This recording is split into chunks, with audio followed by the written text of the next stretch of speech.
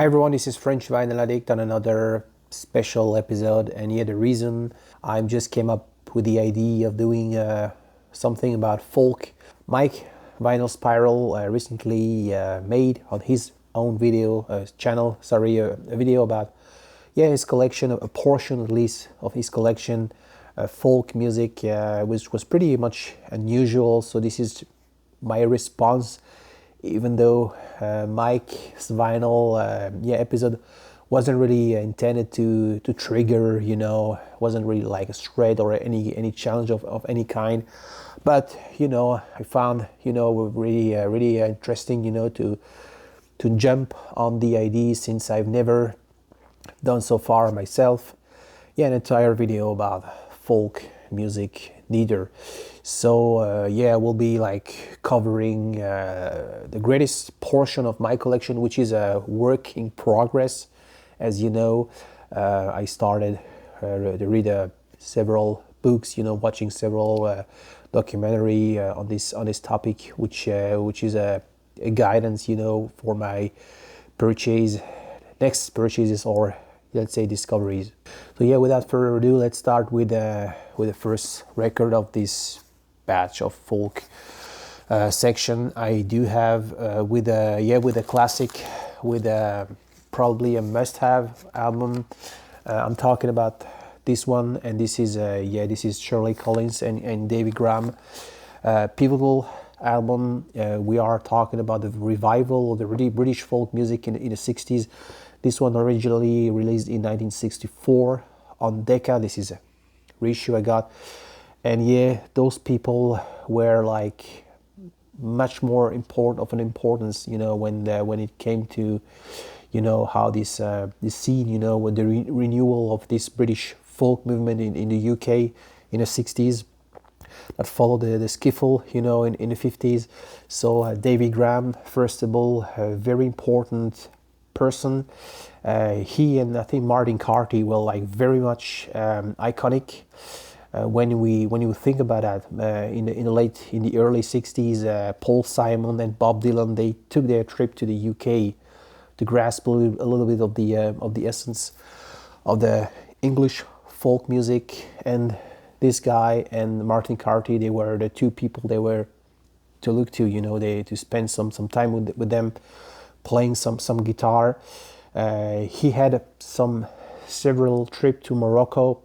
So the way the Oriental, the Moroccan influence he brought to the folk table, really interesting.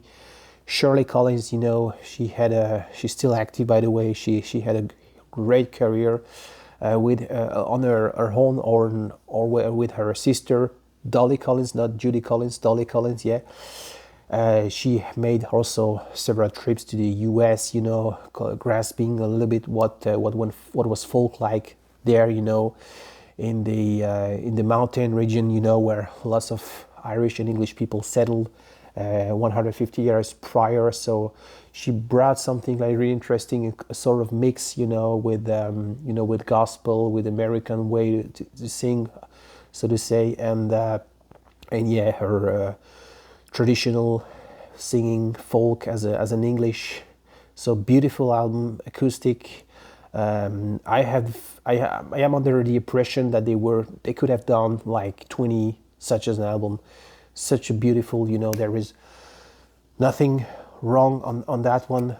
So this is the Four Men with Beards reissue I got. So another good way to start if you plan to delve into the folk music, folk new roots. The next one is another album from Shirley Collins, and this is recently newly discovered stuff. An album she made in 2016, so many years after, and it's timeless folk. Her voice changed so much. She went through several issues in her life, so I think she lost her singing abilities for a while. Then she had to relearn how to sing, and it's simply, as I say, timeless folk.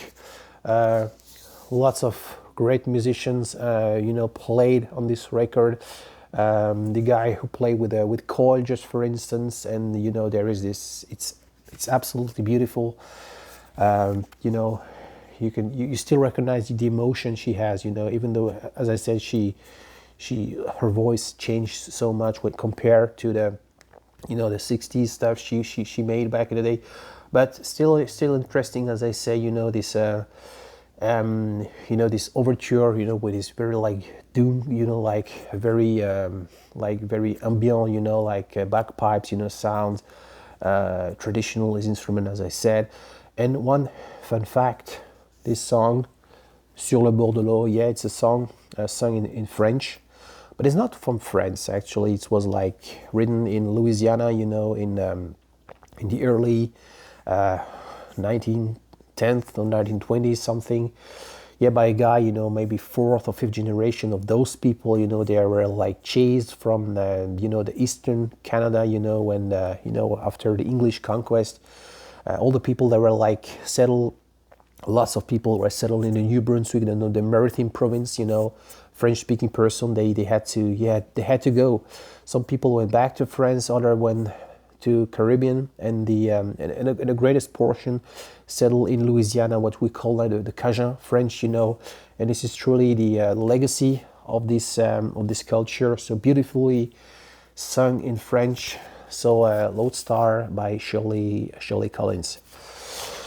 Now, a big portion when it comes to renewal of folk music. One of my favorite band ever, the band that got me into the genre many years ago, and also because when I got into prog, you know, I was like on the lookout.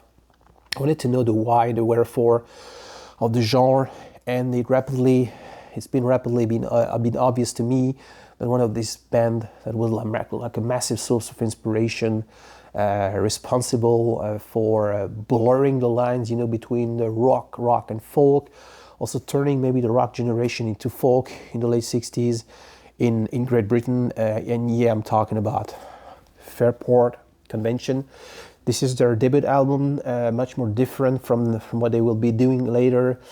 At this time, they were like young people formed in North London in 1967. This is their debut album, as I said.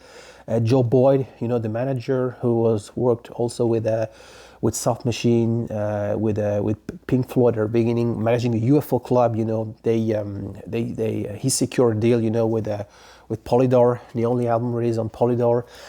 And back in the day, where they were like trying to do this West Coast sound, you know, look to lots of covering lots of versions from Emmett Rhodes, Johnny Mitchell, Bob Dylan, you know, with two people taking part of the vocal part, Ian Matthews, and Judy Dybel.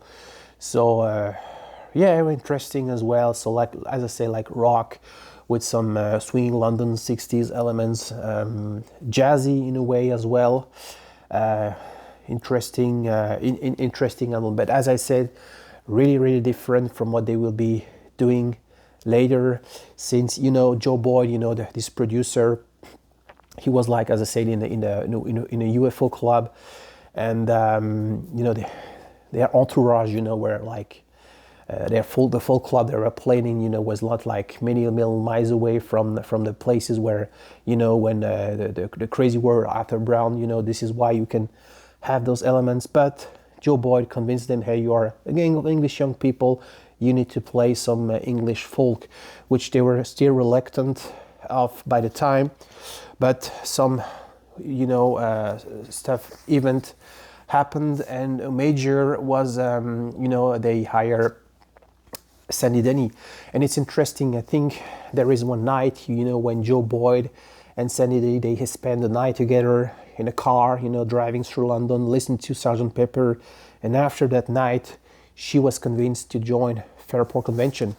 So by the early 1969, she joined Fairport Convention, and at the time, the band dramatically changed, you know, because she had more like English folk in her DNA, so to say. She was already like capable of, you know, singing, you know, traditional folk songs. She wrote songs as well, much more important. So yeah, as you got it, she replaced the Judy Dybel, and they made this album in the early 1969, with one song called Fotheringay, which will be Sandy Denny's next project when she will be leaving the band after that. So yeah, you still have some cover versions of Bob Dylan's songs. You know, it's like, and Johnny Mitchell, it's made it slightly evolving towards something more personal, as I said. And yeah, but they have like Meet on the Ledge, which is a very beautiful song. So it's like a transition album, as I said, and much more important at the time was released, you know, Music from the Big Pink and Sweetheart for Rodeo from by the Byrds, which at that point they were saying, okay, we are like doing more personal English stuff, not trying to compete, you know, against this West Coast, this American band. And they were like really active, as I said. 1969, they dropped not 2 but 3 albums, and the second, which is this one, which is Unhalf Breaking, and very sad in a way, since, you know, this is the classic, as I said, lineup, and Martin Lemble, the drummer, you know, who played on that band, you know, he sadly passed away. You know, they were like touring. I think they were playing Birmingham something, and on the way back, you know, they had an accident and he died. So it's pretty sad. His picture has been actually taken in, you know, they were like, you know, driving through London and didn't know how to find a spot, you know, for taking the shot of this cover. And this is actually Sandy Denny's parents in Wimbledon. So there you can see the band, you know, here, you know, typical English, you know, having tea on the grass, on the lawn. How about that? So yeah, as I said, really interesting as well. They translate, you know, a Bob Dylan song. If you have to go like "Si tu dois partir," which is pretty nonsense to a French guy when you listen to that song. And you know, who knows where the time goes? A song, beautiful song Sandy Denny wrote. A song she already had recorded with the Strobes. I will come back to that in a minute. And so yeah, this is a really great album. So as I said, Martin Lemble passed away, so they had to replace him. And as I said, they hired 2 additional members. So yeah, Dave Matax, you know, was like playing already in the ballroom, you know, network. So really strict rhythm. Brought something interesting to the table. And Dave Swarbrick, a violin player who had played with the Ian Campbell folk group back in the day, and with Martin Carthy, which I already mentioned. So these guys joined Fairport Convention on what I will consider their masterpiece, released in 1969 as well. So the third album, as I said, like really active. And this is so beautiful. This is, as I said, their masterpiece. They have their sound, you know, and I think it has been like elected, you know, this radio BBC2, I think, acclaimed or choose this album as one of the most influential folk album of all time.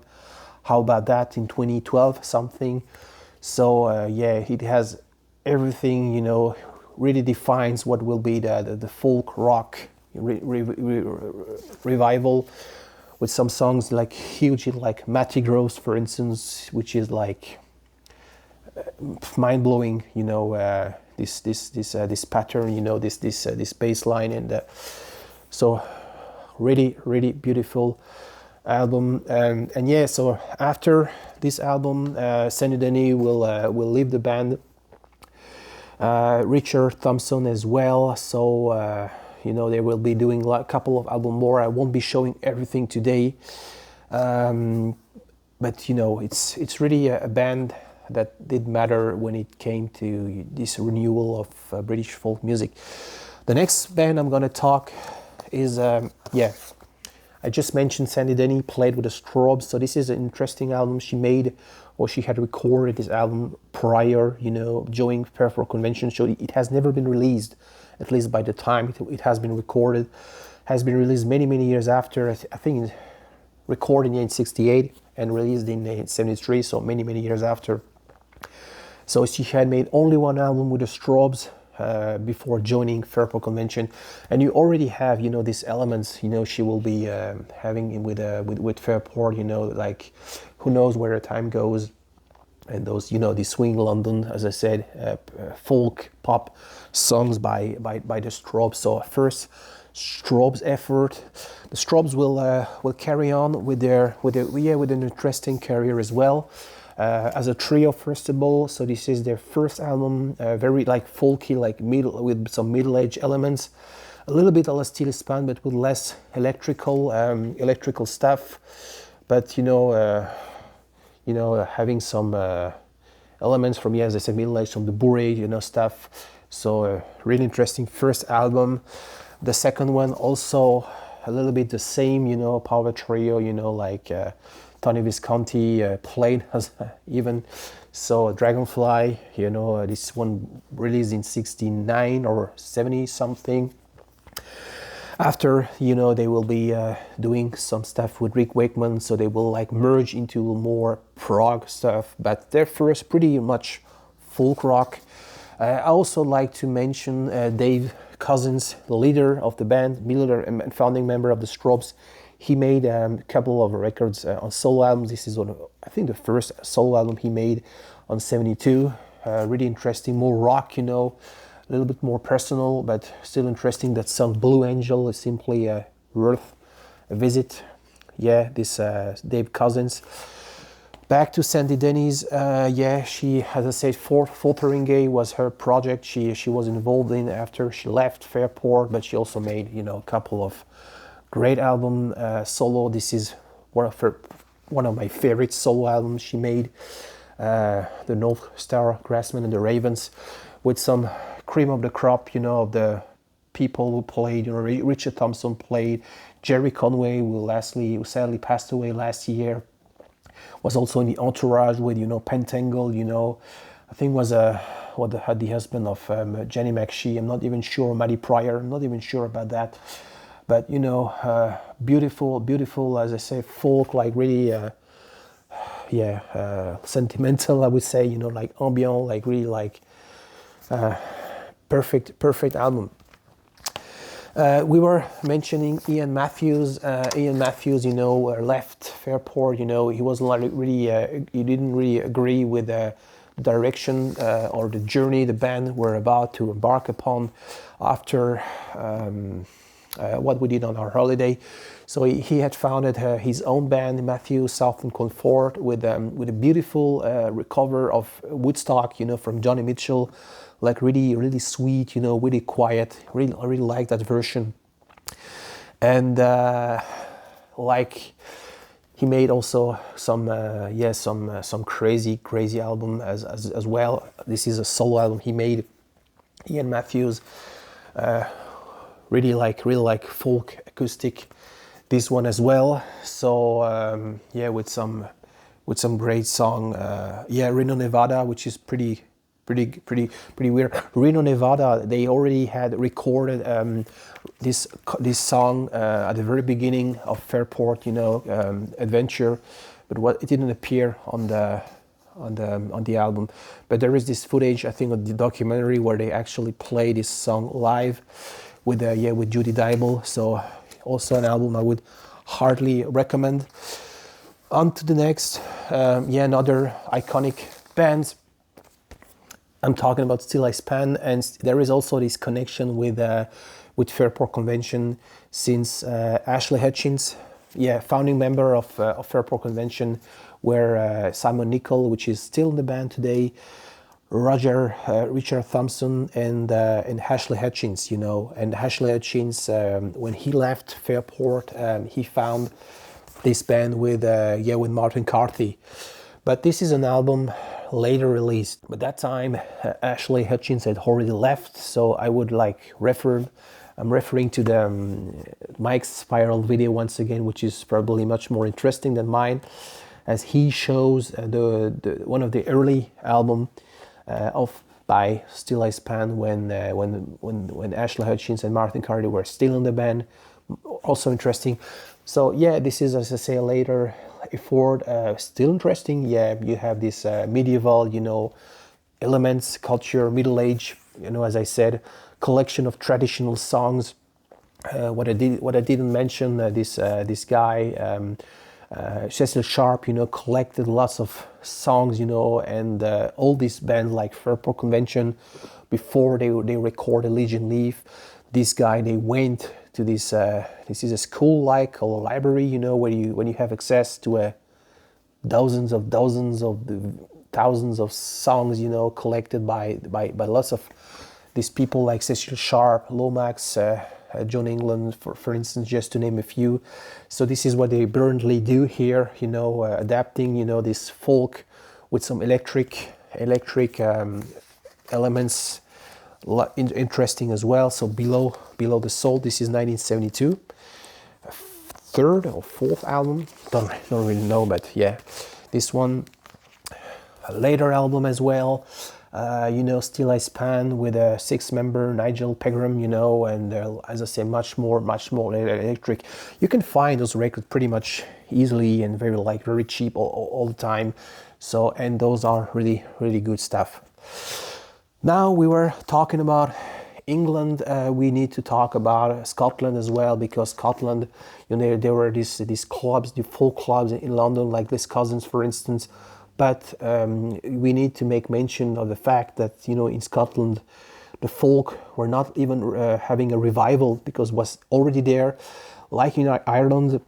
And there were also this network, you know, with lots of people involved, you know, John Martin, Bert Jensch, who later played with Pentangle, Williamson from Incredible String, but they were roommates, by the way. So, and yeah, they all played, you know, at the same time, like early 60s, before Bert Jensch moved to London. And Briggs was also part of that circle. So yes, Scotland is also like really interesting. So the following bands I'm gonna present are artists from Scotland, starting with the most iconic artist. This is Donovan. And yeah, we often compare Donovan with or to Bob Dylan. Yeah, they both started with their Small Hat, you know, covering song by Leadbelly and Woody Guthrie. The future was so much different after. And this is the album he made right after he came back from India. Yeah, he was with the Beatles in India. He's the one who taught Lennon the picking technique, as we can hear on Dear Prudence, for instance. And this is an album he made when he went back. And this is what much more interesting. When you close your eyes, it's like traveling back to the swing London 60s with all these different aspects, sounds, you know, these jazzy sounds, psychedelic with Indian flair, folk, as I said, pop. Really great album.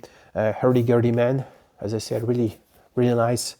Bob Donovan. And yeah, we were talking about Mr. Mike Heron, Williamson, people. This is also an album released in 1968, the same year. That year, everything was like really possible. A psych folk, acid folk album. I would already say, I will almost say the Incredible String Band. You know, with their, as I say, influence. As I say, when you close your eye, you recognize like sounds as you had heard in, you know, in the Pink Floyd second album, the Cream, you know, Wheels of Fortune, for instance. Really interesting. As I said, so Incredible String Band. So yeah, those people were from Scotland. And yeah, Bert Jensch, as I said, Scotland. He moved to London in '64, I think. Was really like influenced by the picking, the tuning technique from David Graham, who had his own tuning, you know. And so this is what he did, you know. And several albums with the band. He was like famously part of Pentangle. This is do have several Pentangle albums. Yeah, what I really find interesting about Pentangle is this is like really folk jazz. You know, it really works with this cello, which gives like this jazzy. On this one, you have like Indian, you know, music, which is like almost psychedelic, and not one but two genius at the guitar. Bert Jensch, as I mentioned, John Renbourn, and this Jackie McShee on vocal. Simply beautiful. So this is I don't have the first and the second album they made in '68, but it's a question of time. I'm just on the lookout for a great copy.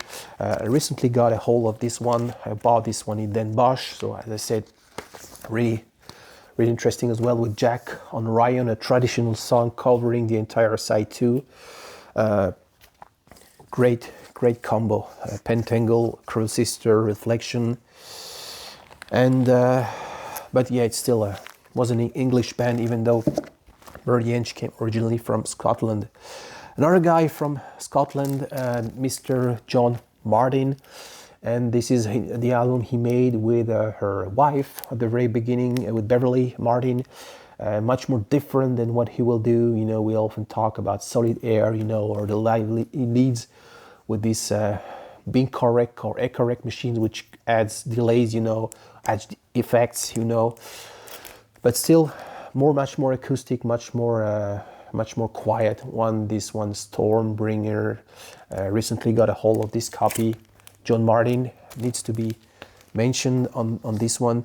And last but not least, a band at the age with jazz, folk, psychedelic. Pretty hard to put in one single box, but that's not the aim of today's video. And here I'm talking about a band I recently rediscovered, since I had the Dear Mr. Fantasy first album on my shelf, sitting on my shelf for 6 years. This is one of the very first record I bought when I got into vinyl, 2018, 2019, and for some reason I wasn't really like keen to dive a little bit deeper, which was a pity because it's pretty great. And I rediscovered, you know, what they done later, including this one. So this is band Traffic, you know, with Steve Wilwell, Jim Capaldi, you know. I have two of their album. This is a very like hybrid folk jazz, you know, with John Barleycorn, Mars Dyer, traditional. So with some psych element as well, some pastoral flute, but the jazz, as I said, jazz are never that far. So folk rock with psych element, psych jazz. Really hard to describe, but it's always a pleasure to put those records on the tape table. So yeah, this is it. Hope you like it. Thanks for watching and stay tuned for next chapter. Bye bye.